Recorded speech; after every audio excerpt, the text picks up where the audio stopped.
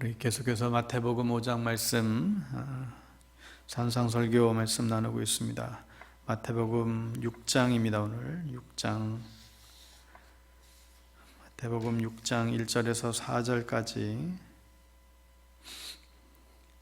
마태복음 6장 1절에서 4절까지 허영에 맞서라라는 주제로 주신 말씀 나누겠습니다. 6장 1절부터 4절 함께 한 목소리로 합독하였습니다. 사람에게 보이려고 그들 앞에서 너희 의의를 행하지 않도록 주의하라. 그리하지 아니하면 하늘에 계신 너희 아버지께 상을 얻지 못하느니라. 그러므로 구제할 때에 외식하는 자가 사람에게서 영광을 받으려고 회당과 거리에서 하는 것 같이 너희 앞에 나팔을 불지 말라. 진실로 너에게 이르노니 그들은 자기 상을 이미 다 받았느니라. 너는 구제할 때에 오른손이 하는 것을 왼손이 모르게 하여 내 구제함을 은밀하게 하라. 은밀한 중에 보시는 너희 아버지께서 갚으시리라. 아멘. 세계적인 문호로 꼽히는 프랑스의 작가 기드 모파상의 소설 가운데에 가장 알려진 작품 중에 하나가 바로 이 목걸이라고 하는 소설이 있습니다.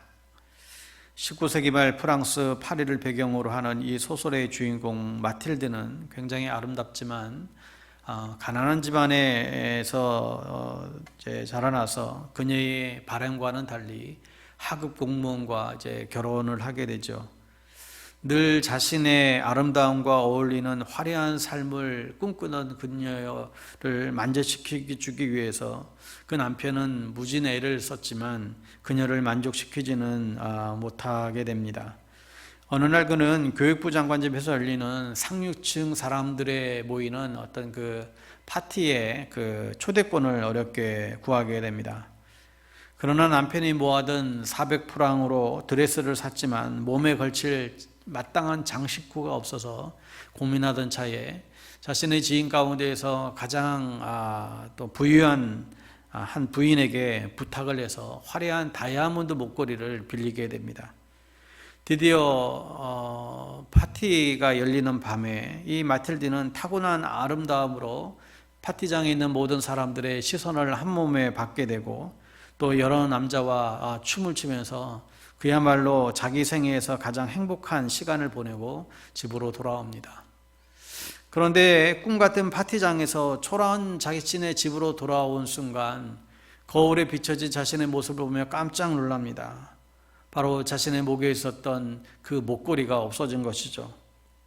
온갖 방법으로 목걸이를 찾을 수 없자 도시의 보석상을 이잡듯 뒤져서 그 목걸이와 비슷한 것을 사기로 했지만 가격이 무려 4만 프랑이나 오늘날이면 5천만 원이 넘는 도저히 감당할 수 없는 그런 돈이었습니다. 결국 이 부부는 부모님의 유산 18,000프랑을 모두 털어놓고 지인들에게 돈을 꾸고 또 사채업자들에게 돈을 빌려 겨우 돈을 마련하고 목걸이를 사서는 아무 일 없었다는 듯이 그 포레스티 부인에게 그 목걸이를 돌려주게 됩니다.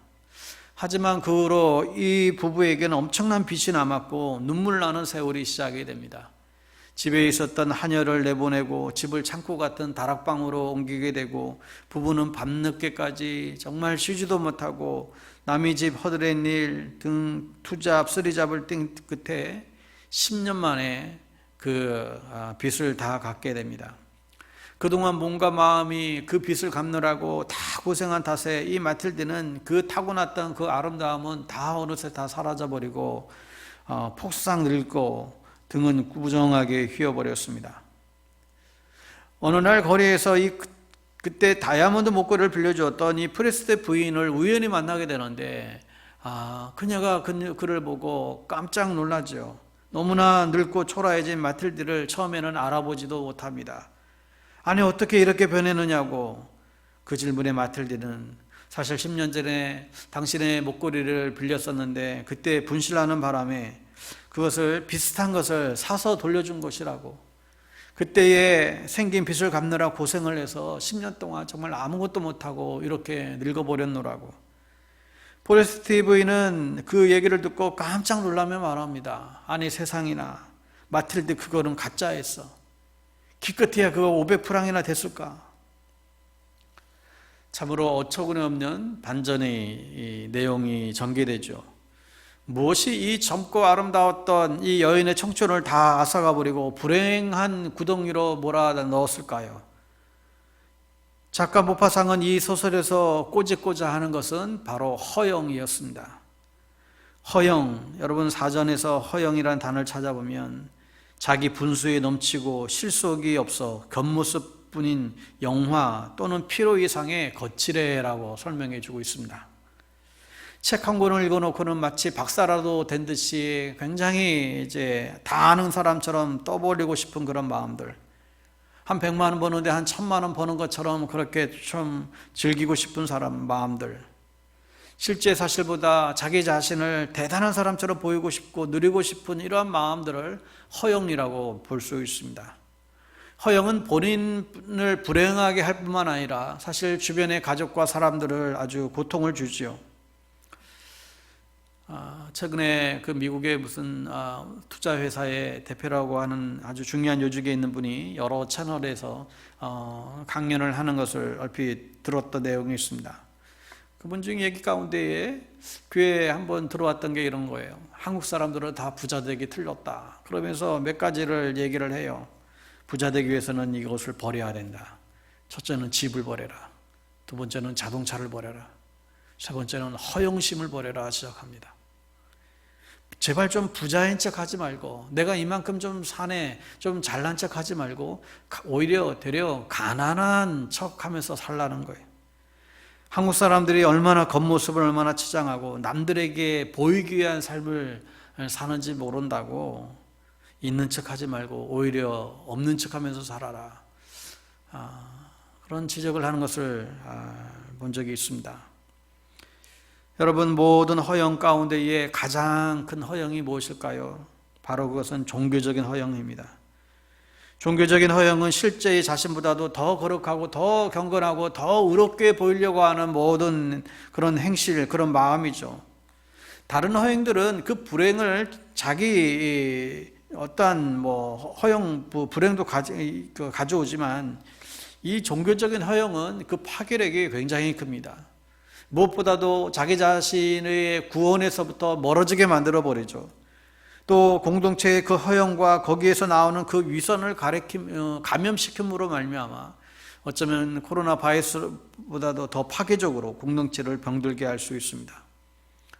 교회마다 마치 자신의 믿음이 가장 좋은 양, 나는 가장 많이 배웠고 많이 훈련받았고 또 제일 많이 나는 기도하는 것처럼 내 믿음이 관록이 대단한 것처럼 무시되는 사람들이 꼭 있죠. 다 믿음의 허영인 것입니다. 심지어는 어떤 목사님은 명함에다가 40일 금식 기도 3회 이렇게까지 막 명함에 파고 다니는 그런 분들도 예전에는 있었어요. 이게 다 이 믿음의 다 이게 허영심이죠. 이게 오늘 본문에서 예수님이 경고하시고자 하는 것도 같은 맥락입니다. 오늘 본문은 산상설교에서 본론에 해당되는 두 번째 파트가 시작되는 지점인데, 어제까지는 천국 백성의 의에 대해서, 그들의 의는 바리새인과 서기관들의 의보다 더 나을 뿐만 아니라 하늘의 아버지의 처럼 온전한 의해야 된다. 그래서 그 온전한 의가 일상의 삶에서 어떻게 드러나는가를 우리 6가지 명제를 통해서 앞에서 다뤘죠. 살인, 간음, 이혼, 맹세, 보복, 원수사랑, 이 6가지 명제를 앞에서 설명해 주었습니다. 오늘 6장부터 또 계속 보게 될 18절까지는 이 겉과 속의 문제를 다루고 있습니다. 그리고 그 무대가 일상에서 종교 생활로 옮겨지고 있어요. 그래서 구제, 기도, 금식, 이 대표적인 이 3가지 행위를 예를 들고 있는데, 당시 유대교에서 가장 중요시 여기는 종교적 행위였죠. 예수님은 이런 종교적 행위 뒤에 허영이라고 하는 겉과 속이 다른 불순한 동기가 자리 잡고 있다는 것을 아주 강하게 지적해 주고 있지요. 요지는 무슨 일을 하든지 필요 이상 과장하거나 드러내려고 하는 어떤 거칠애를 하지 말라는 것이죠. 과장하다 보면 진실에서 벗어날 수가 있고 거짓과 위선에 빠져들 수 있기 때문에 주님은 주의하라는 것입니다. 이 허영은 종교를 타락시키는 어쩌면 가장 무서운 죄일 수 있습니다. 여러분, 우리 안에 있는 허영을 어떻게 할 수 있습니까? 오늘 본문 1절 2절을 보십시오. 사람에게 보이려고 그들 앞에서 너희 의를 행치 않도록 주의해라. 그러므로 구제할 때에 외식하는 자가 사람에게서 영광을 받으려고 회당과 거리에서 하는 것 같이 너희 앞에서 나팔을 불지 말아라.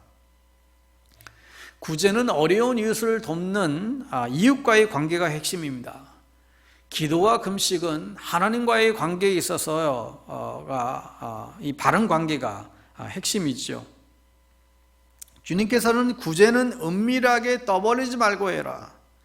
기도도 광장에서 마치 사람들에게 보이기 위한 쇼를 하는 것처럼 하지 말고 고을방에서 은밀히 해라.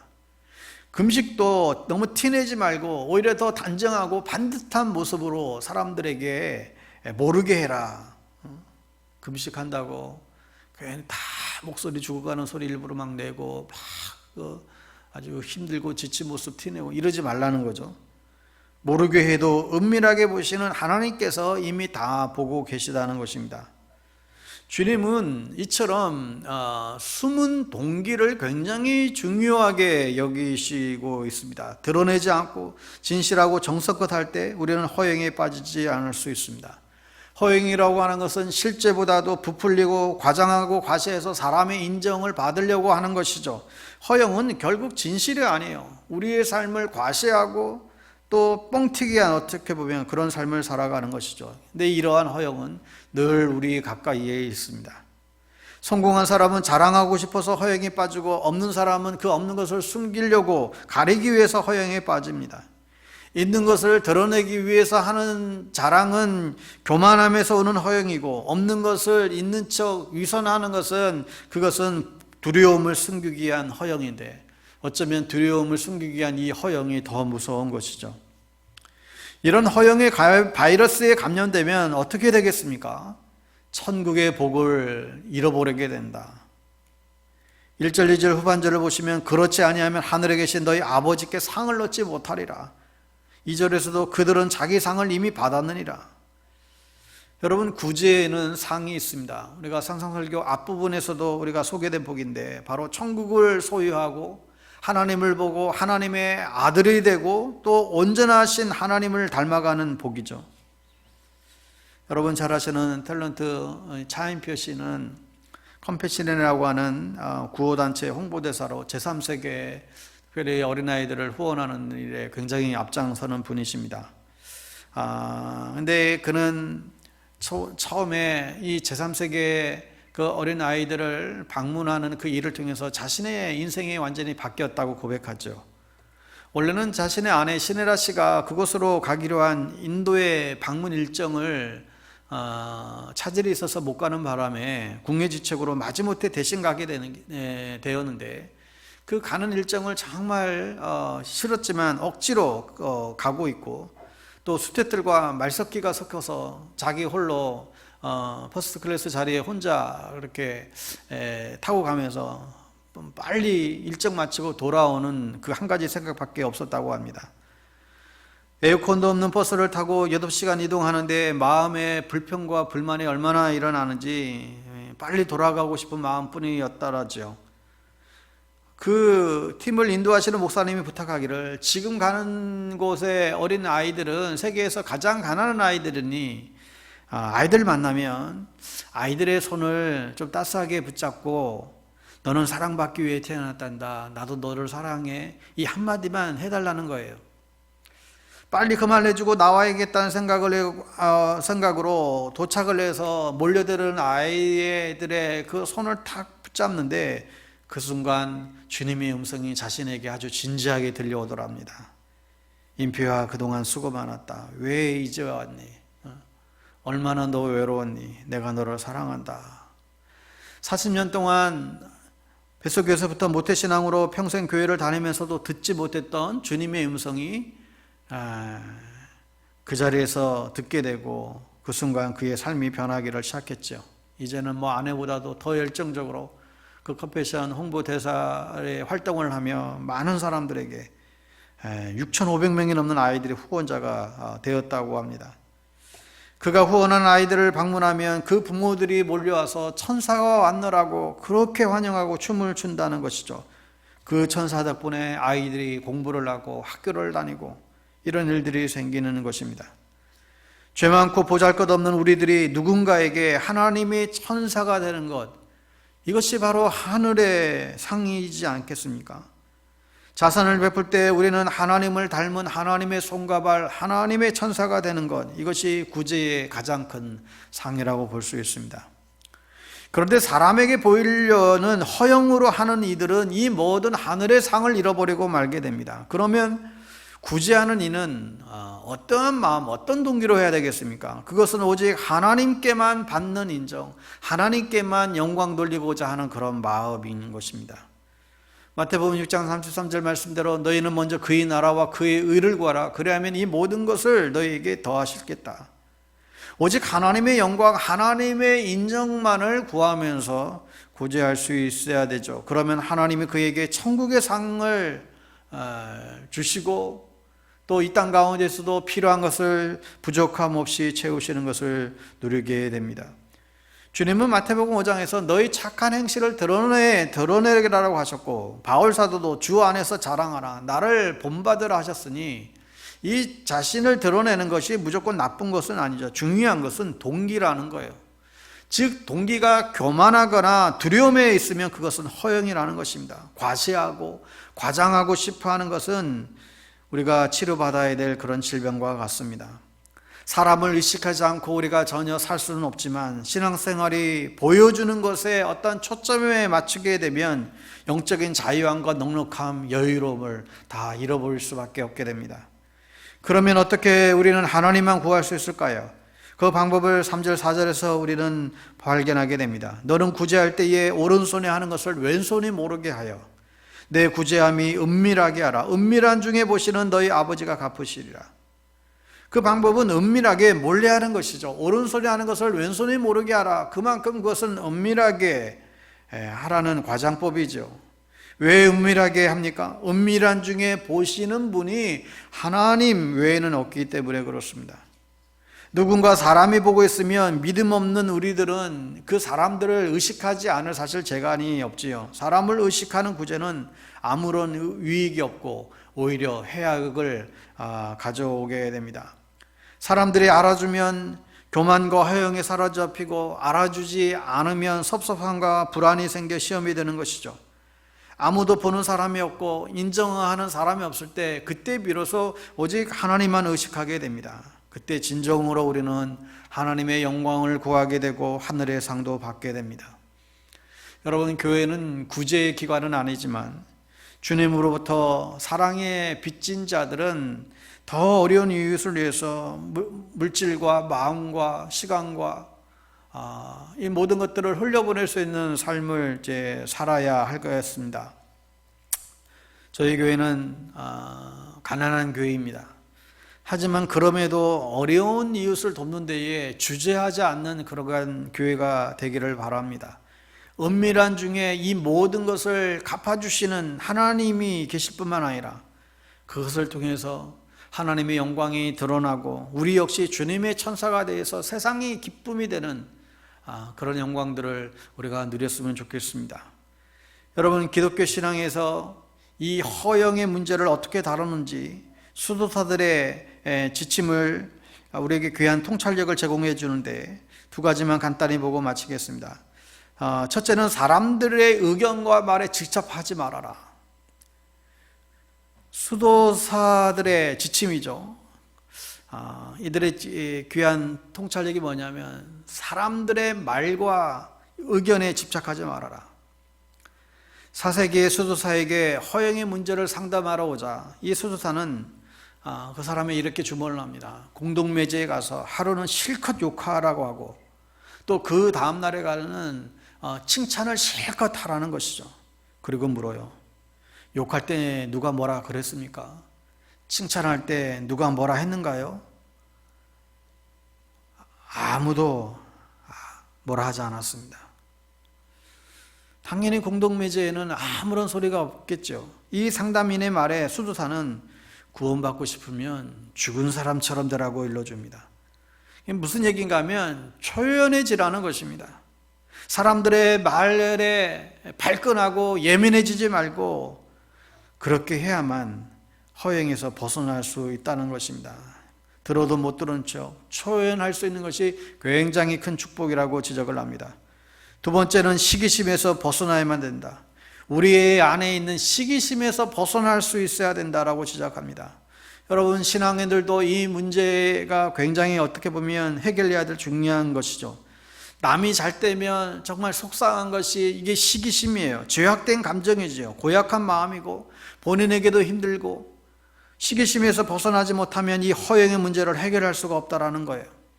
우리는 상대방의 좋은 은사와 또 좋은 장점과 성공을 진심으로 축복해주고 축하해주는 그런 연습을 할 수 있어야 됩니다. 이게 그냥 안 나와요. 이거 연습해야 되는 거예요. 우리의 마음이 열리고 넓어져야 됩니다. 내 마음이 넓어지려면 무엇보다도 내 자신이 하나님의 사랑받는 존재인가를 늘 알고 감사하고 그래야만 남도 인정할 수 있게 되는 것입니다. 우리가 하나님 앞에서 정말 영광된 존재의 입을 잊지 말아야 됩니다. 하나님의 인정과 사랑보다도 큰 것은 없는 것이죠. 하나님은 내가 성공했을 때나 내가 실패했을 때나 내가 어떤 나락에 떨어졌을 때나 동일하게 늘 나를 사랑하시고 존귀하게 여기신다. 이 사실을 잊지 말아야 됩니다. 동시에 우리 옆에 있는 지체들, 함께 신앙생활하는 사람들, 이 나그네 인생길을 한 공동체 안에서 함께 살아가는 이 모든 이들이 믿음의 형제요, 자매요, 또 믿음의 동력자임을 우리가 깨닫게 될 때에 어떤 시기 같은 그런 감정들이 사라지고 오직 하나님만 의식하는 그런 삶을 비로소 우리는 살아가게 될 것입니다. 바라기는 우리 안에 있는 모든 허영과 맞서서 사람에게 보이기 위함이 아니라 은밀한 중에 보시는 하나님만 의식하고 그분께만 영광 돌리는 그런 삶을 우리 모두 잘 살아낼 수 있게 되기를 주의 이름으로 축복합니다. 기도하겠습니다. 하나님 아버지, 이 아침에도 우리의 허영심과 또 외식하는 그런 신앙의 습관들을 우리가 돌아봅니다. 하나님을 의식하기에 앞서서 사람의 눈을 살피고 사람에게 잘 보이기 위한 위선적인 모습들이 우리 안에 많이 있음을 고백합니다. 은밀하게 보시는 분은 오직 하나님이심을 알고 사람의 영광을 취미함이 아니라 오직 하나님의 영광을 구하는 그런 삶을 저희들 살아낼 수 있도록 은혜를 더하여 주시옵소서. 우리 안에 있는 모든 시기심과 허영심을 성령이 불러 온전히 다 태워주시옵시고 오직 하늘의 상급만을 바라보고 살아가는 저희들 되어질 수 있도록 더 우리와 함께하는 또 모든 믿음의 사람들, 형제 자매들을 우리가 진심으로 사랑하고 또 존경하며 또 함께 믿음의 길 걸어가는 이러한 마음들 놓치지 않는 저희를 되어줄 수 있도록 은혜를 더하여 주시옵소서. 오늘 하루도 모든 일상 가운데에 주님과 동행하기를 원합니다. 하나님의 손을 붙잡고 오늘도 시작하기를 원합니다. 사랑하는 믿음의 성도님들, 주님께서 이 아침을부터 또 밤늦게까지 주님 함께해 주셔서 어려운 일들 당하지 않도록 하나님 보호하여 주시며 특별히 어떤 사람 어떤 장소에 있든지 주님의 백성됨을 드러내는 그런 귀한 삶 살아갈 수 있도록 오늘 저희들을 주장하여 주시옵소서. 여러 가지 어려움 가운데 있는 성도님들, 또 질병 가운데 실험하고 있는 모든 환우분들, 주님 특별하게 주님 위로하시고 찾아가 주시고 하나님이 함께 하시는 그런 은혜의 복들이 더욱더 친밀하게 이루어질 수 있도록 공유를 더하여 주시옵소서. 오늘 하루의 모든 삶과 일정을 주님 앞에 의탁합니다.